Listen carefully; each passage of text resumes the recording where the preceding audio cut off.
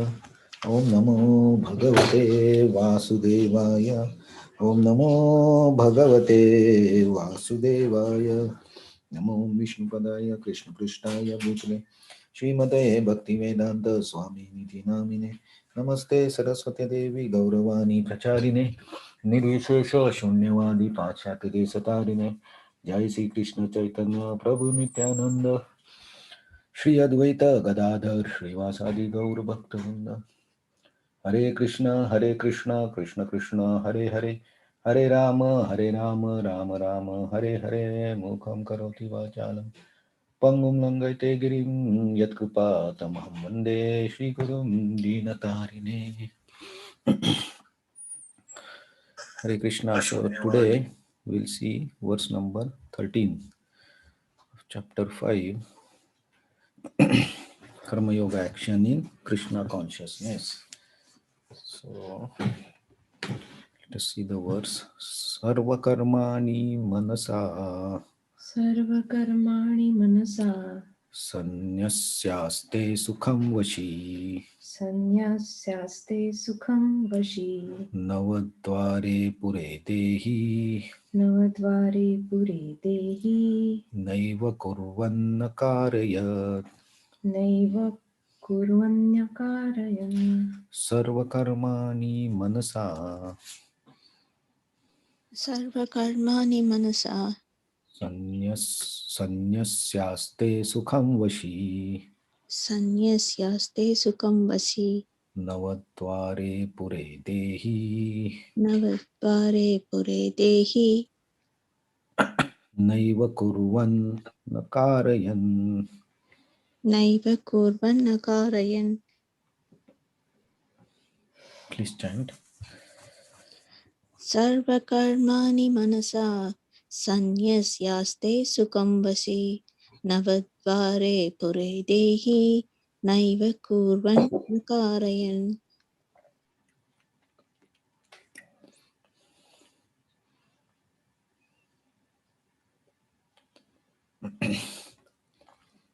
Okay. Anyone else? Sir, I can't see actually. No, please go ahead. Sarva karmani manasa sanyasyaste sukham vasi navadvare pure dehi naiva kurvan nakarayan. सर्वकर्माणि मनसा सन्न्यास्यास्ते सुखं वशी नवद्वारे पुरे देहि नैव कुर्वन् कारयन्. Okay. So translation and purport. When the embodied living being controls his nature and mentally renounces all action, he resides happily in the city of nine gates, the material body, neither working nor causing work to be done. Purport. The embodied soul lives in the city of nine gates. The activities of the body or the figurative city of body are conducted automatically by the particular modes of nature. The soul, although subjecting himself to the conditions of the body, can be beyond those conditions if he so desires. Owing only to forgetfulness of his superior nature, he identifies with the material body and therefore suffers. By Krishna consciousness, he can revive his real position, thus come out of his embodiment. Therefore, when one takes to Krishna consciousness, one at once becomes completely aloof from bodily activities.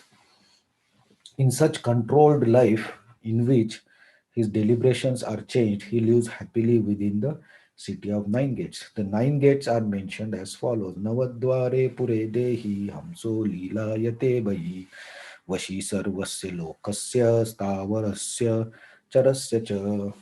The Supreme Personality of Godhead, who is living within the body of living entity, is controller of all living entities all over the universe. The body consists of nine gates: two eyes, two nostrils, two ears, one mouth, one anus, and genitals. The living entity in his conditioned stage identifies himself with the Lord within himself. he becomes just as free as Lord, even while in the body. This is from Shvetashvatar Upanishad 3.18. Therefore, a Krishna conscious person is free from both outer and inner activities of the material body.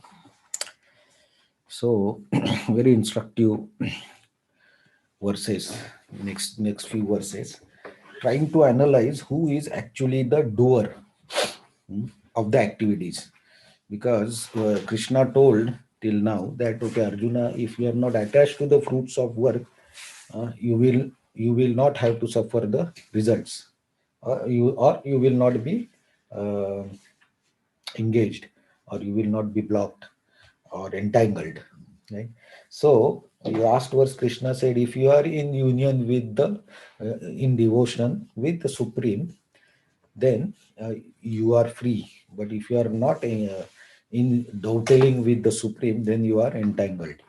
So now Krishna will explain about who is actually the doer, because we saw that body is an instrument given to the soul to fulfill his desires. Right? So soul is the one who initially desired what the soul wants. So this material nature gives us body accordingly, what we have desired to fulfill. Right? So the body, because once, say for example, when we die, the body is still there. The soul with the subtle body goes away, right? And it takes all the impressions with it. The body is still there. So the same soul with the subtle body, when it gets the next body as per his desires, it will start working in that particular body. So how to understand this? For example, today I have a car. Okay. So when I sit in the car, I identify myself with that car. I say this is my car. Okay. Because I have purchased it. So which car I want, and what type of car I want, what type of color I want, what amenities in the car I want, how should be the interior. I have that image. Accordingly, I search for the car. Right. So if I don't like this particular model of the car, because the color I want is not available, or the steering is not the way I like, then what I do, I check the other model. And when the specification of the other car is suitable, then I purchase that car. And when I purchase that car, that becomes my car, right? And then when I drive that car, I identify with myself with the car. So I take care of the car as I take care of myself. So while driving, we follow all the rules. We also are very careful that the gadi don't touch anywhere. So we are very careful so as not to damage the car. So each car has different speed limits. Right? Some car can go at 100. Some cars can go at 150 also very easily. So then when we drive the car, according to model, we can go to the higher speed. And or there are many different facilities like automatic seat adjustment or manual seat adjustment. So as per the car model, you can do that adjustment. So all this is what the facilities provided in the car, and I choose which car I want. So initially I desired what I want, and accordingly I purchase, and then I use it, and then I feel comfortable in that car. So after, if I use one car for say 10 years, and if I have to sell that car because the life of the car is reducing, then I'm attached to that car, right? So then I don't want to sell that car, or I sell that car to a person where I can meet him, I can see that car. So even if I take a new car, I'm attached to the old car. But once I take the new car, better features, better relaxation, then I get attached to the new car. I forget the old car. This example I gave because if you see the soul desired something, then I got this my current body as per my desire and as per my karma. Then I am enjoying in this body. So now the way I live now, accordingly I will get the next body as per my desires. Similarly, now here Krishna is saying that if the soul, living being means the soul, controls his nature uh, and mentally renounces all actions. So, if the soul, which is identifying with the body, it gets detached from that body and it does not get attached to the actions of the body, because the slokas before this we have seen that a person who is in devotional service, he understands that the senses are engaged in sense object, he is actually doing nothing, right? While all the actions, only senses are working, I am not doing anything, right? So if so, there is possibility that we detach from this body, don't identify with the actions of the body. And how we have to detach? Mentally. So whatever actions we do, we uh, when we say that we get attached to the fruits of the result of our action, that means we get attached it mentally. So if I do some activity and the result is coming good or bad, I'm mentally attached to it. I'm mentally thinking about that. What will happen? Will be any good thing or bad thing? What will happen? How it will go? So we are mentally thinking about it. And when we mentally think about it, we get attached somehow. And then once the result comes, if it is good, we become happy. If it is bad, we become sad. So that is the result. Then it comes on the physical level, right? So initially it's from mentally. So if the soul detaches itself from these senses and the actions and the results of the action, then the soul can live happily in this body and use this body to uh, progress towards the devotional service. And here also, naiva kurvan na karyad. The soul is not making body to do the actions. Right? So the soul is not actually doer, but we saw that the initial desire has come from the soul. So apart from soul, somebody else is also included in these actions, right? So Krishna here is telling that the living being, if it gets detached, mentally renounces, he lives happily in this body. At the same time, he is not making the body to do the actions, right? So now, if we see the soul is not making the action, or the soul is not the karta, doer, then who is the doer? Right? So there must be someone more, some more aspects or more entities who are involved along with the soul in this completing this action. One thing is the soul, if it cannot mentally renounce, it gets attached. So because the soul has desires, right? So the soul desired and then it did some actions. Somebody provided that facility to do the action. Somebody has permitted to do that action. So Krishna in next few shlokas will explain how this works, like who is actually the doer or the karta, who are involved in all these activities. So, so now we can see in the chapter 3, Krishna was telling about karma kanda and karma yoga, doing the activities for results, doing the activities without results. But now Krishna is taking the conversation to next level. Who is involved? Who is actually the doer of the activities? How these activities happen? Because Krishna is trying to tell that within this body also you can be liberated.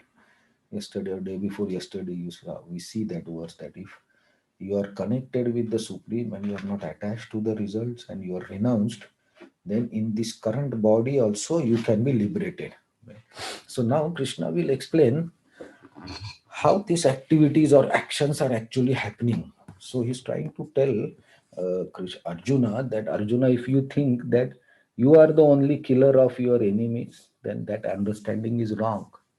Right? There are more things than what you are saying. So that Krishna will explain in next few shlokas, which gives much more clarity of this, who all are involved, and that we'll see from tomorrow. It's very useful for all of us to know this technically how all these things work. So let's see tomorrow more details, next details of this. Hare Krishna. Thank you very much.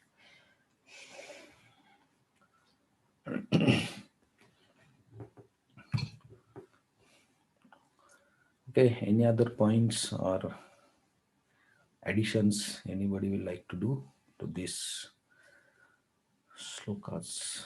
And Krishna Prabhupada has given a reference what are the 9 gates of this body. Some gates are for coming, some gates are for going, some are for in and out, both.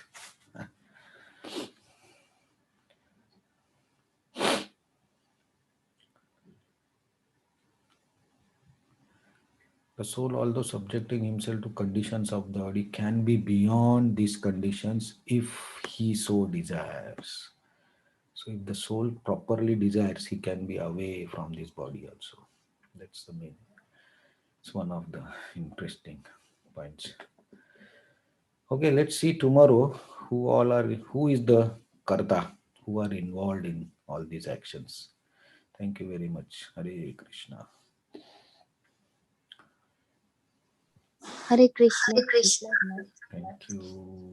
Thank you, Hare Krishna. Hare Krishna. Thank you. Hare Krishna. Hare Krishna.